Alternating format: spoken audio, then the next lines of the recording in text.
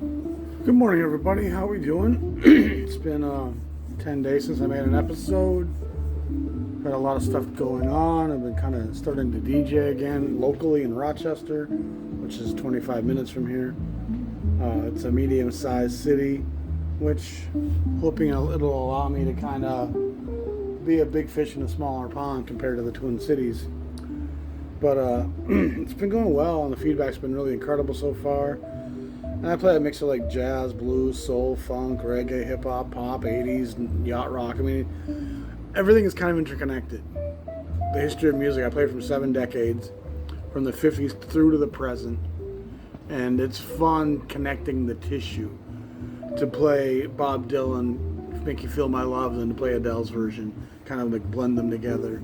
To connect Amy Winehouse, the old soul stuff. And we've talked about that stuff on this channel a lot, the connective tissue of music. And that 7 decades of music has commonalities, common denominators that really connect most of the body.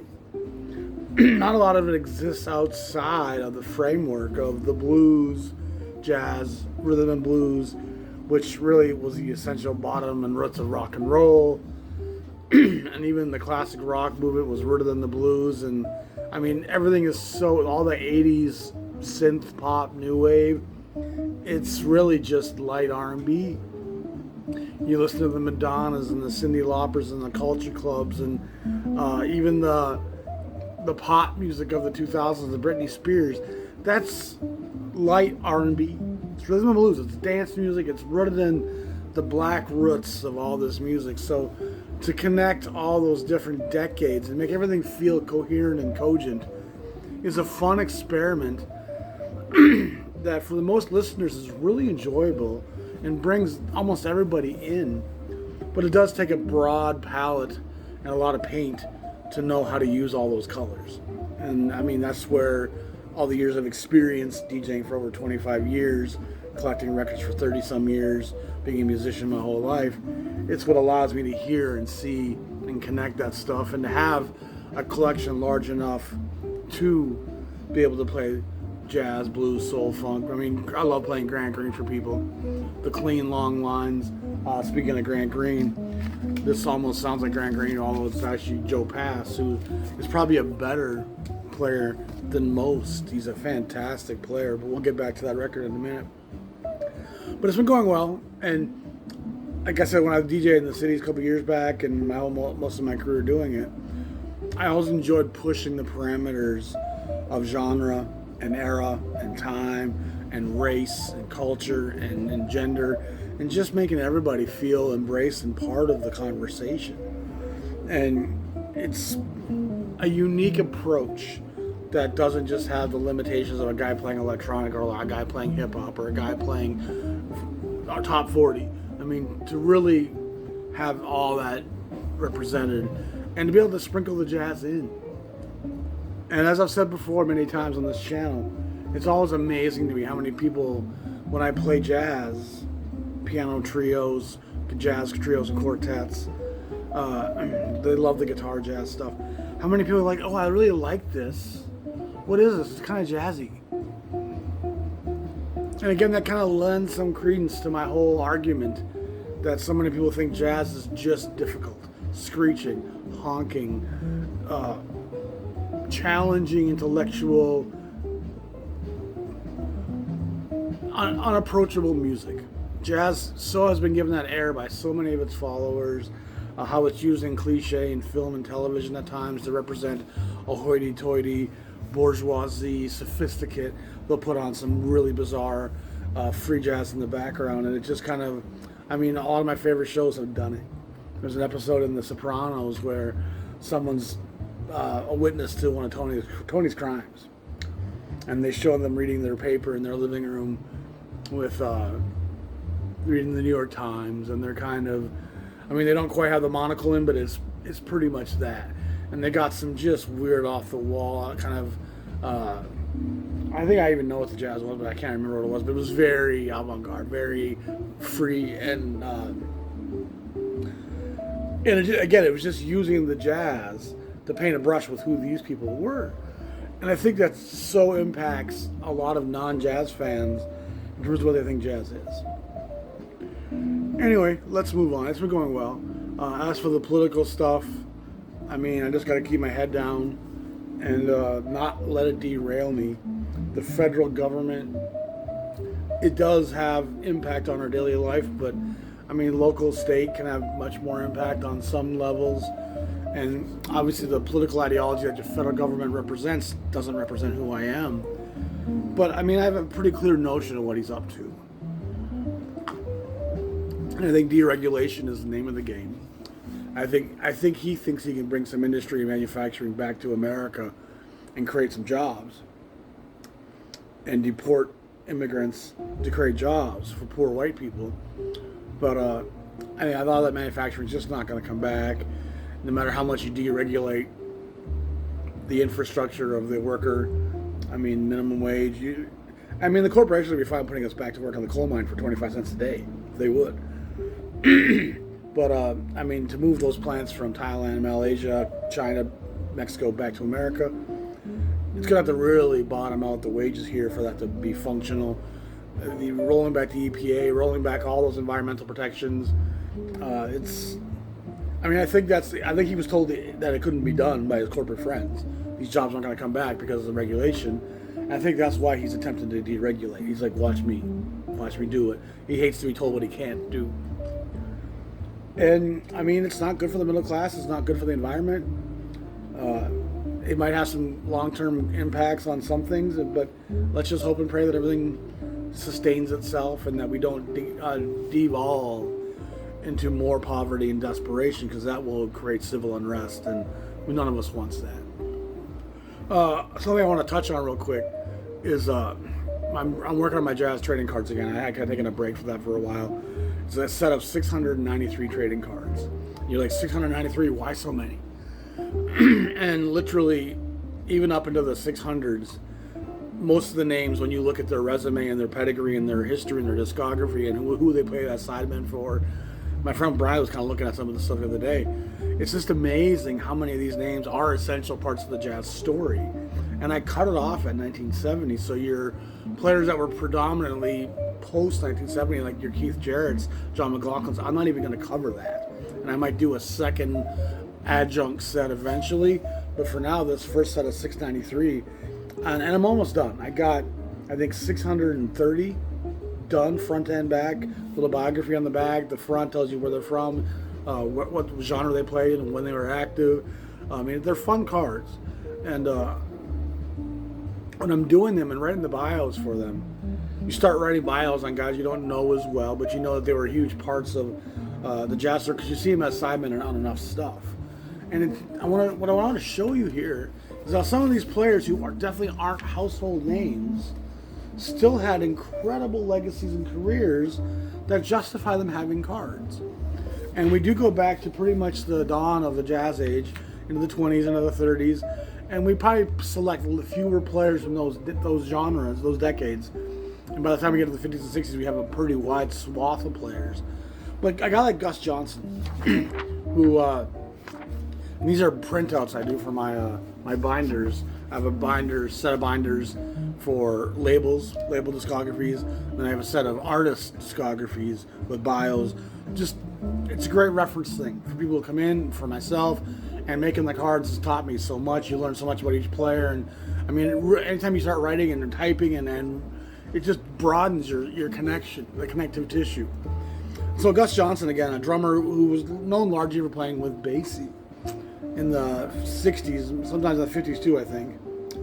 And a fairly anonymous name to today's collector.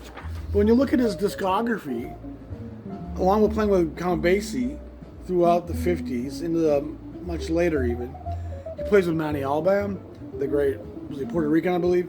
Lawrence Brown, the great trombonist from Ellington's orchestra, the great piano player Ray Bryant, Buck Clayton, Al Cohn, the great tenorman, Willie Dixon and Memphis Slim, classic Chicago blues, obviously came from the South, Ella Fitzgerald, Coleman Hawkins, Johnny Hodges, Willis Jackson, Herbie Mann, Jerry Mulligan, Joe Newman, Chico O'Farrell, Freda Payne, Oscar Pettiford, Al Sears, Zoot Sims, the Staple Singers, Rex Stewart and Cootie Williams, Ralph Sutton and Ruby Braff, Ralph Sutton and Jay McShann, Buddy Tate, Frank West, Lem Winchester, and Kai Winding.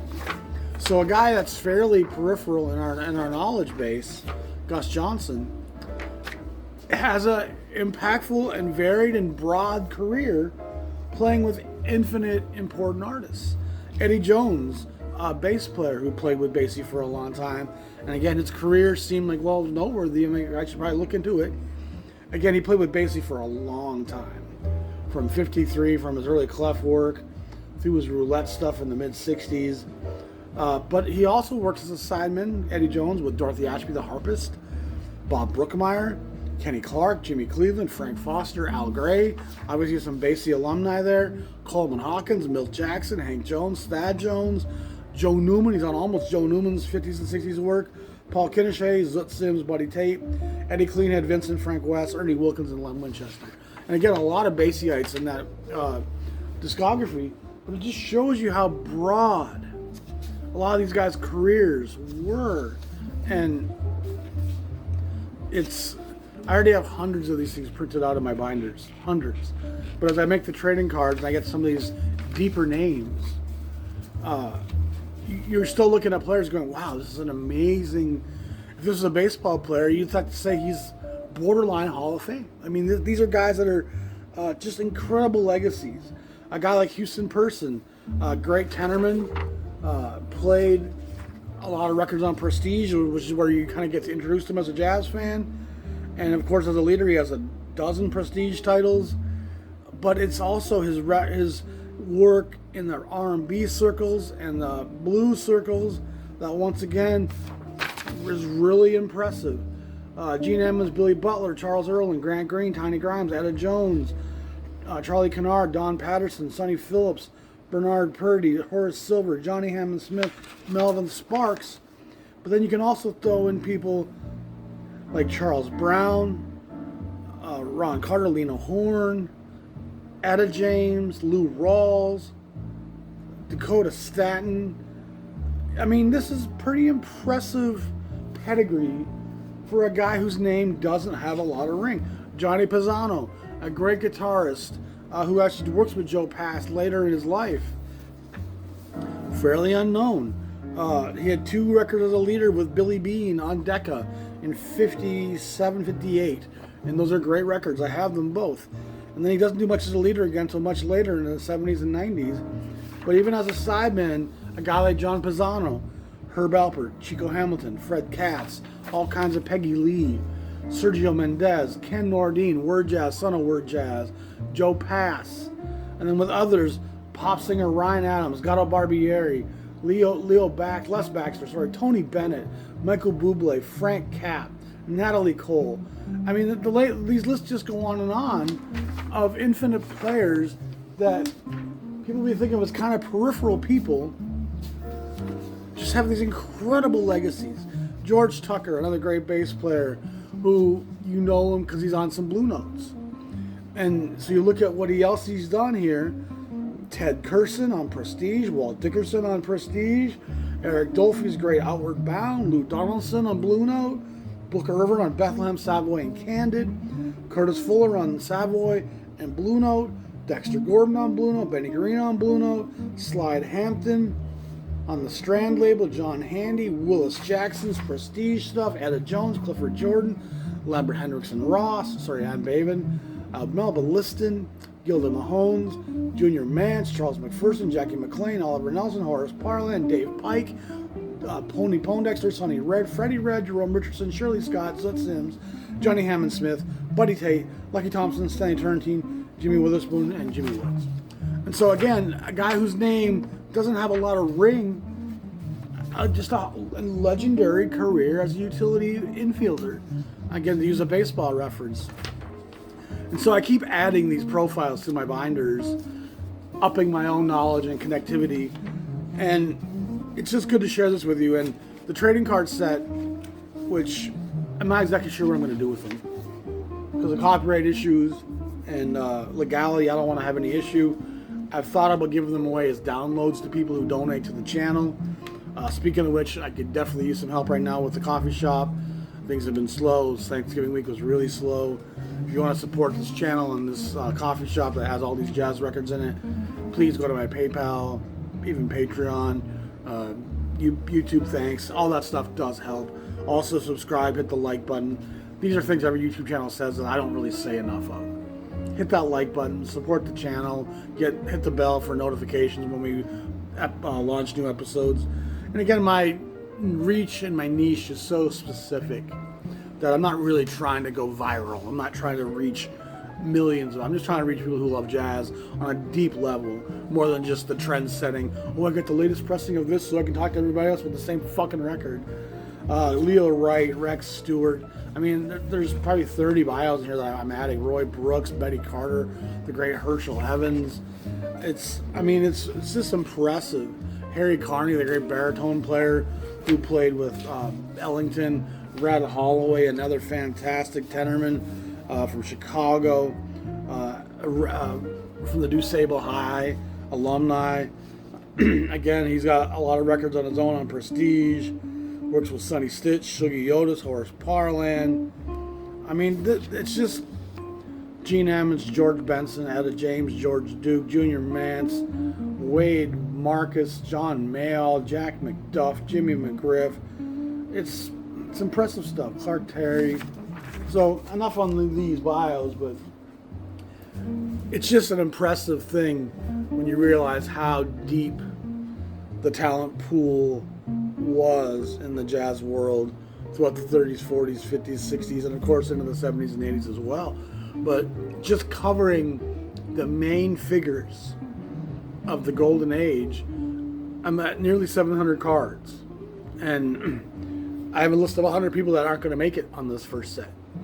I got to whittle them down to the last 5 choices here that I'm going to who am I going to pick for those last 5 cards. I have the fronts made for everything but the last 5. Let's talk about a few records now. Joe Pass, a great player, one of the most talented guitarists in jazz history. He's playing here with the great pianist Claire Fisher. Just a wonderful, lyrical, sophisticated player with a lot of talent and ability. He doesn't show up as a leader until, I think, mid-60s. Didn't bring my readers with me this time. I think this is from early 60s, early on Pacific, from the PJ sequence, number 73. So it still puts it probably 64. Big fan of Pass's work. A really cool record here that has some interesting, cool players, but playing what I would call probably cool bop. This is Ted Brown, a sax player who's kind of overlooked and forgotten today. I mean, to the point where he's not going to have a trading card, even though he has an album as a leader. That's part of how I made my cards. Because if you had a leader on the classic album labels from that era, you pretty much got a card. This is on the Vanguard label, which is not one of the greatest jazz labels, but still an important label. With the great Warren Marsh siding him and the great Art Pepper. And it's actually an incredible session. Jeff Morton, Ben Tucker on the bass, Ronnie Ball on the piano. And Ronnie Ball, the great British piano player, has some fantastic stride and groove to his playing, to the point where I actually thought it was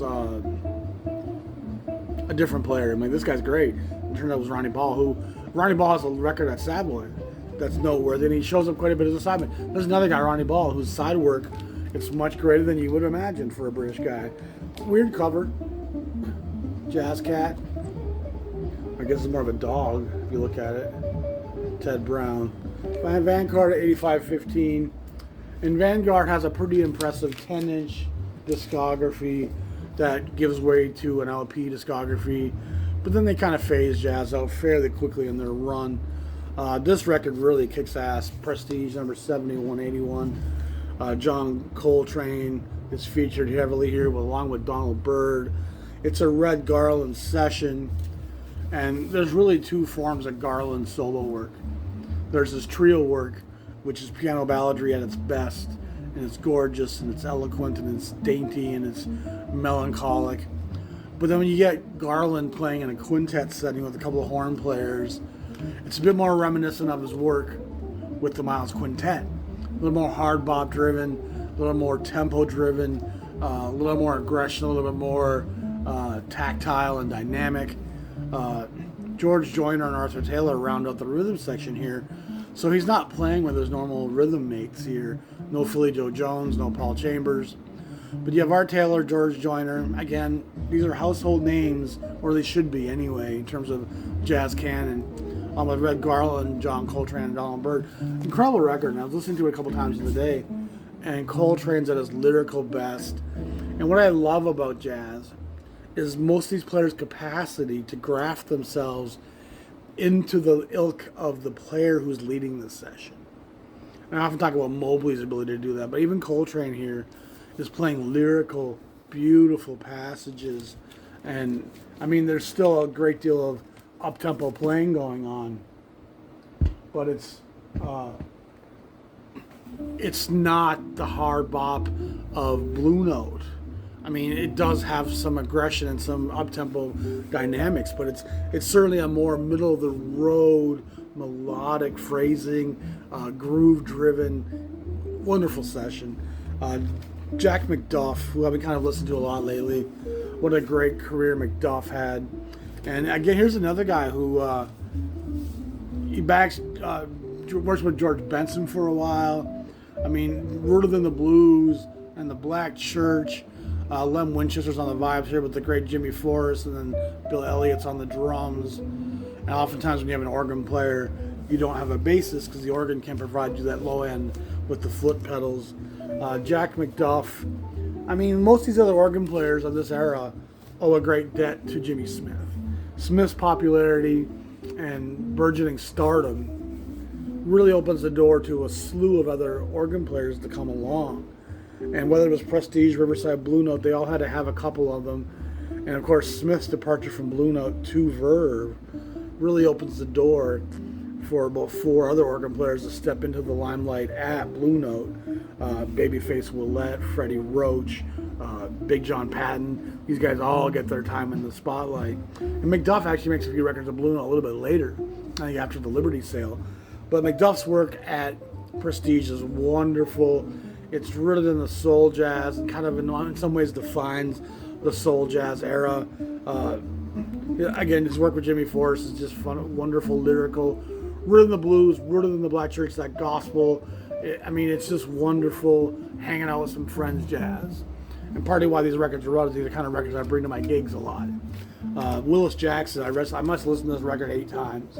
It was on and it just was fitting my mood so perfectly. And it's got Jack McDuff and Bill Jennings. And a lot of these records are from a similar era on Prestige: 7183, 7185, 7180, 7177, 7174. So they're all kind of from that same era of soul jazz at Prestige. It's right around this time when the new jazz imprint kind of becomes disused, and most of the things are coming out now on the 7100 sequence, 7200 sequence, and it's really rooted in soul jazz at Prestige.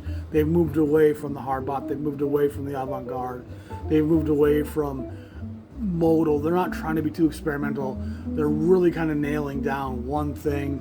And a lot of these records were successful in the black communities. They would have 45s pressed for the singles that would be shortened and edited versions. Those 45s would get into jukeboxes in the local clubs, bars, restaurants, and the black neighborhoods. And so the soul jazz had a real relevance in the black community still, which much of the other subgenres of jazz didn't have. And so Prestige really kind of goes down that real narrow path of black dominated audiences featuring organ players. And very few of the organ players of this era were white. They're almost all black. And almost all are rooted in that blues gospel sound. And Willis Jackson, of course, the Florida native, nicknamed Gator for his Florida roots. He's just a wonderful blues-infused player with a nice, sweet tone. You got little bits of Ben Webster, but I mean, Willis is his own guy in every way. He's just a wonderful emoter. Here's Boss Tenor by Gene Ammons, 7180. Wonderful old pressing of that. Ammons, of course, has an old lineage. He goes back to 40s and 50s playing bebop, kind of with the early scene. Worked with Sonny Stitt quite a lot. He kind of spends various periods in jail. I think this might have been after one of his releases from incarceration. Tommy Flanagan, Doug Watkins, Art Taylor, and Ray Barrettos. He has some conga in there, which adds some cool elements to this. Ammons was a great player and a real legend that probably doesn't get quite the notoriety that he should. Then here's Bill Jennings. And Jennings, I think, was on that Willis Jackson's record. And here he is with Jack McDuff. It's kind of co-led by the looks of it. This is a Status repress of a, I mean, the jacket says Status, but the record itself is Prestige. Again, same era. Bill Jennings is a great rhythm and blues guitarist. I love Bill Jennings' body of work. Anytime you have Jennings on a record, Al Jennings shows up here as well as guitar and vibes. Guessing that's his brother, but I'm not positive. Wendell Marshall, the great Savoy bassist, and Alvin Johnson on the drums. So fantastic stuff. Glide on. Again, a record like this is something you can play 3 or 4 times in a row. There's no lyrics to make you tired, because you don't hear the same lyrics over and over. When it's just playing, you can just kind of stay in that headspace and enjoy the groove. And then last year we have Brother Jack McDuff with Bill Jennings, Prestige 71, 74. So again, these titles are a couple issues apart, 71, 77, 71, 74. So Prestige, it really gives you a sense of where this label's at in this period. And I'm not gonna lie, I love this stuff. And people often say, oh, it doesn't have as much depth and meaning and soul. I find that to be completely an arbitrary statement.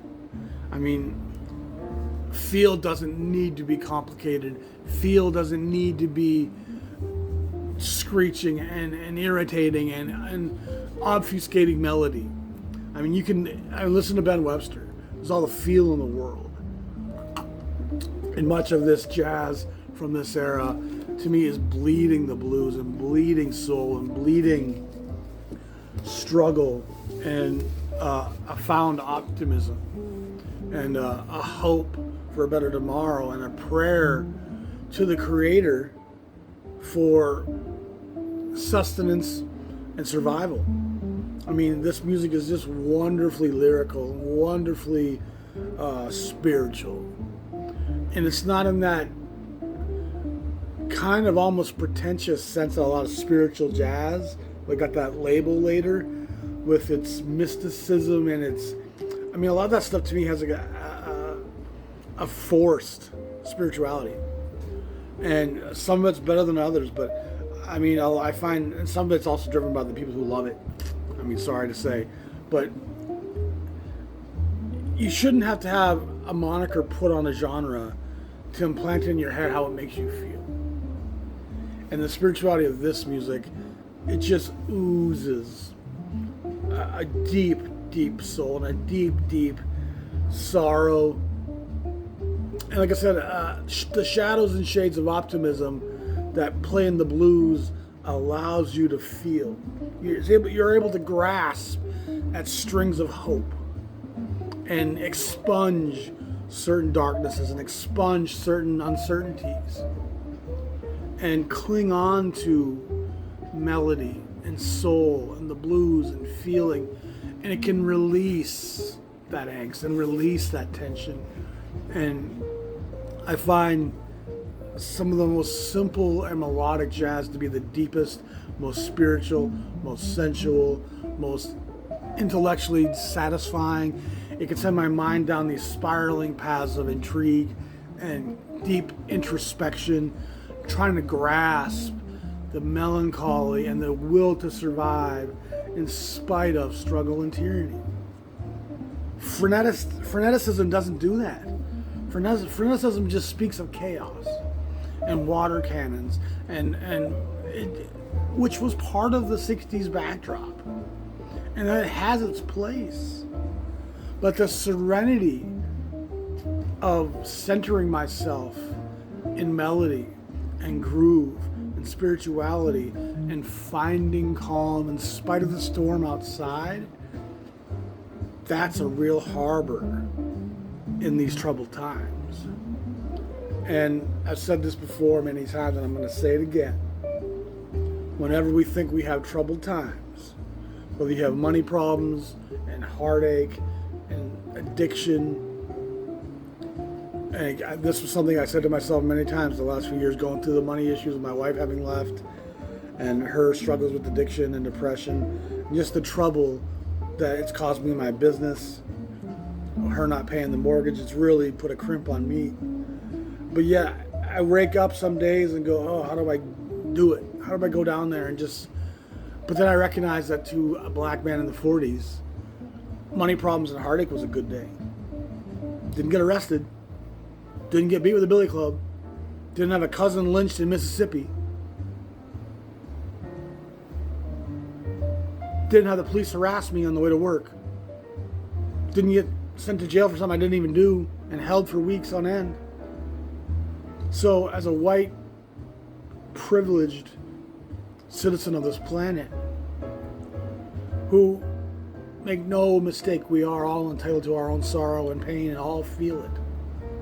But it does help to have the perspective of hearing other people medicate themselves with the blues, with the gospel of this music, and overcoming their far greater struggle, their far greater tension, their far greater fears. My fears, pale in comparison. And whenever you question what I'm saying, think about how many of these black men went to Europe to play for work and ended up staying for years. Imagine going on a work trip somewhere and feeling so liberated and so free of anxiety, quite suddenly and by surprise, not recognizing that that was what was going to embrace you when you got there. Well, all of a sudden you're like, whoa, I'm actually celebrated here, and I'm not at risk. I'm not under the thumb. I'm not at the end of a gun. This is, wow, I can breathe, I can sleep, I can... When you have someone standing on your chest, making it hard to breathe, suddenly you can feel the air vibrate through your lungs. And it makes you want to stay in that place for months, years, sometimes decades, sometimes for the rest of their life. Leaving family, careers, establishments, communities, traditions, all behind. That's how real the struggle was for being a black American. That's how real, for even the most impressive of pedigreed black jazz musician, your Coleman Hawkins, your Dexter Gordons, your Sidney Bechet's, these guys were iconic legends. But they said, I'm staying here for a while. And some guys slipped into obscurity. Horace Parlan became forgotten. Don Byas, overlooked. Kenny Drew. It just was too hard to be here every day and keeping your head on your shoulders and not feeling worn out and exhausted. That's a powerful statement. Think about that. What would it take you to go on a work trip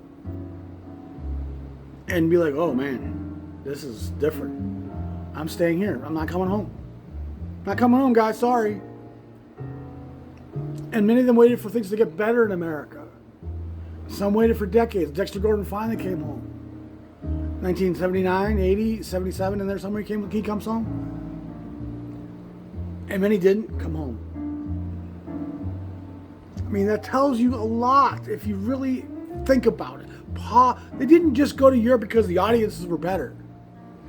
They didn't just leave everything behind and not come home because the pay was different. It's got nothing to do with those things. It had to do with how they felt about breathing and living and existing without being under the thumb of tyranny. And the blues was the message that came from those here still left behind. And that gospel of spiritual soul jazz that this speaks of, and that so many of these great prestige records I showed you speaks of, that's powerful stuff. That's medication. And it can medicate you as well if you hear what I'm saying, if you get it. If you understand that underlying foundation of what's driving it, that can move mountains and make you. But if it's just music and notes and, oh, this is kind of boring because it's not complex, you're missing all the medicating. Because intellectualism and feeling don't coexist very well. Shut off the mind, shut off the analysis, and just feel. And try to put yourself in their situation, in their shoes, and understand the context of the time that they were living in, and recognize how beautiful this response to that tyranny is. It's powerful stuff. All right, I'm going to wrap it up with that. Some great records. Again, the trading card series is going to be fun. I look forward to sharing that all. Again, I'm not exactly sure how I'm going to go about it, but y'all be safe. Y'all have a great day. Please support the channel. Please hit that like button and subscribe. And of course, if you can at all, please send donations to help me pay my bills and my mortgage. The coffee shop just doesn't bring enough to pay everything since my wife left. And I have a few people who have helped me generously over the last few months. Thank you so much to you guys. I mean, you guys have been Cliff. I'm Clifton. I really thank you, brother. $100 here, $100 there, $50 here. I mean, whatever you guys can do. $20 is appreciated. If it's just sending me $5 a month through Patreon, those things add up. But I'm trying to keep this gospel going. I'm trying to speak on this message because I feel like it's not being shared emphatically enough. And that most of the other YouTubers, and it just doesn't seem to be part of what most other people have to share about the music. So if you value and appreciate that history and want to hear more and want to support me, please do. If not, please be safe. Hope everyone had a great Thanksgiving. Keep your head up. We will survive. All those cliches, blah, blah, blah. Love you all. Thanks a lot. Have a great day. Peace.